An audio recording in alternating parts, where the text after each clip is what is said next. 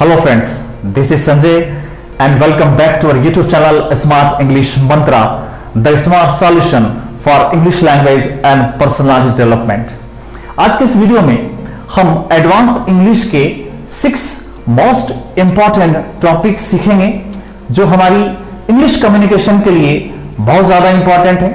इसलिए वीडियो को लास्ट तक पूरा देखें, प्रैक्टिस करें और इसकी हैबिट बनाएं ताकि आपकी इंग्लिश कम्युनिकेशन और ज्यादा इंप्रेसिव और ज्यादा इफेक्टिव और ज्यादा स्मार्ट हो सके।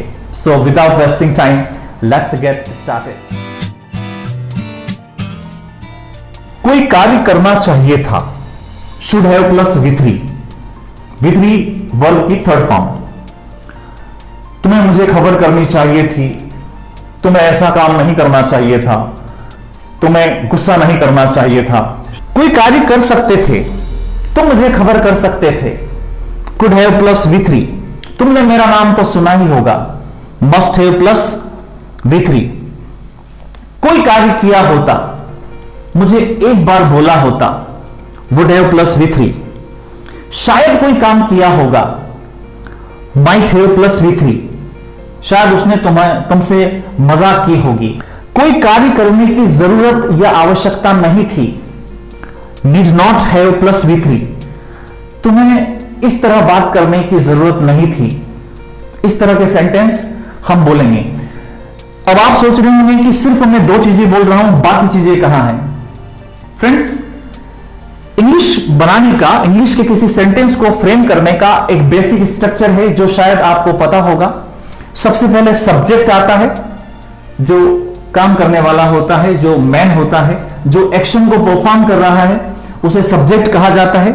उसके बाद हेल्पिंग वर्ब आती है, उसके बाद मेन वर्ब आती है और लास्ट में ऑब्जेक्ट आता है जिसके बारे में बात कर रहे हैं। सो बाय डिफॉल्ट आपको यह दिमाग में सेट करके रखना है कि सब्जेक्ट पहले, ऑब्जेक्ट बाद में, बीच में बचा के आपका helping verb and man verb. यहां पर हैव सभी में आया है और आपको पता होगा कि हैव, हेव और हेड में हमेशा वर्ब की थर्ड फॉर्म लगेगी, इसलिए सभी में वर्ब की थर्ड फॉर्म मींस V3 है, जो कॉमन है, उसको याद करने की जरूरत नहीं है। हमको सिर्फ याद क्या करना है, करना चाहिए था, शुड हैव प्लस V3।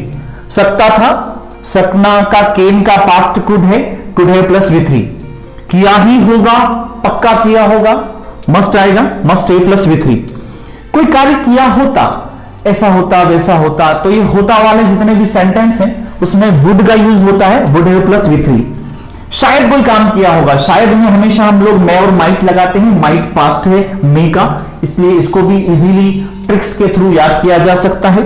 कोई काम करने की जरूरत नहीं थी, आवश्यकता नहीं थी, आवश्यकता होना, जरूरत होना, नीड लगता है, नॉट लग गया हैव के साथ V3। सो इनको याद करना बहुत ज्यादा सिंपल है। आइए देखते हैं इसके कुछ इंपॉर्टेंट सेंटेंस जो हम अपनी डेली लाइफ में, हमारी इंग्लिश कम्युनिकेशन में, हमारी पब्लिक स्पीकिंग में यूज करते हैं। Let's have a look.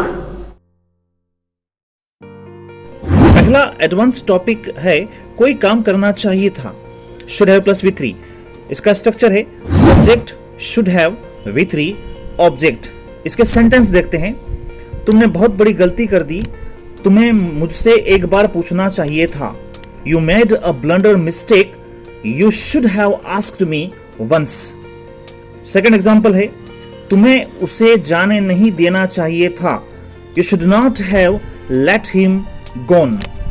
यहां पर कोई काम करने देना के लिए let लगा है। फ्रेंड्स, अगर नेगेटिव सेंटेंस है तो should के बाद not होगा, उसके बाद have होगा और इंट्रोगेटिव सेंटेंस में should सब्जेक्ट के पहले आ जाएगा।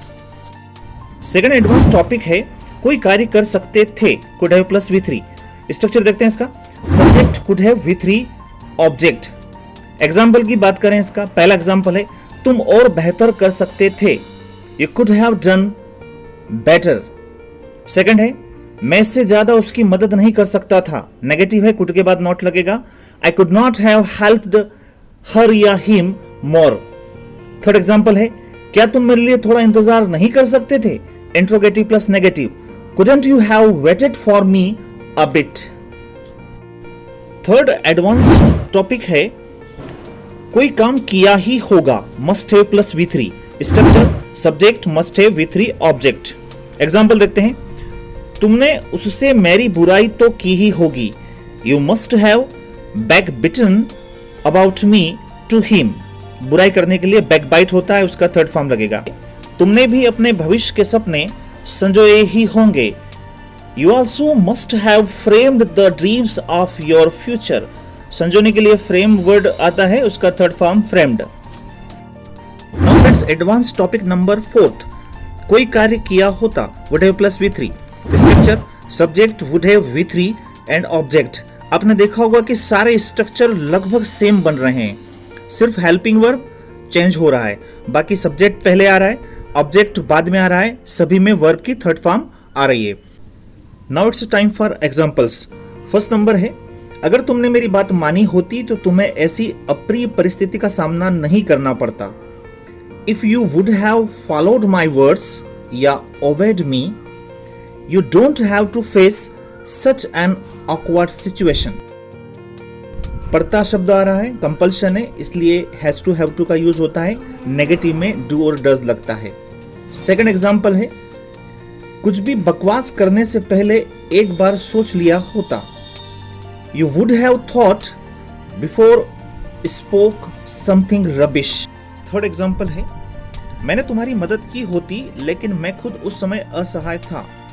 I would have helped you, but I was also helpless on that time. Advanced topic number 5. शायद कोई कार्य किया होगा। Subject might have V3 and object. Example देखते हैं इसके। शायद उसने तुम्हें इस बारे में बताया होगा। He might have told you about this. Second है, हो सकता है किसी ने तुम्हारे साथ मजाक की हो। Someone might have played prank with you. मजाक करने के लिए प्ले प्रैंक होता है। एग्जाम्पल नंबर 3 है, शायद उसने तुम्हारी बात को सीरियसली नहीं लिया होगा। नेगेटिव है, माइट के बाद नॉट लगाना, उसके बाद हैव आएगा। He might not have taken your words seriously. And last but not the least, advance English topic number 6। कोई कार्य करने की आवश्यकता या जरूरत नहीं थी। स्ट्रक्चर है subject need not have V3 and object. इसके भी एग्जाम्पल देख लेते हैं। पहला एग्जाम्पल है, तुम्हें मुझसे इस तरह बात करने की जरूरत नहीं थी, तुम्हारा मुझ पर कोई एहसान नहीं है। You need not have talked to me like this, I am not owed to you for anything. Owed to यानी ऋण होना या एहसान होना। दूसरा एग्जाम्पल है, तुम्हें वहां पैदल जाने की जरूरत नहीं थी, तुम मेरा थोड़ा इंतजार कर सकते थे। You need not have gone on foot there, और बाद में सकते थे आया है तो पता ही आपको। You could have waited for me a bit. Third example है, तुम्हें इतना ज्यादा रिएक्ट करने की जरूरत नहीं थी अगर तुम्हें सारी बात सही सही पता नहीं हो। You did not have over reacted if you don't know the matter exactly.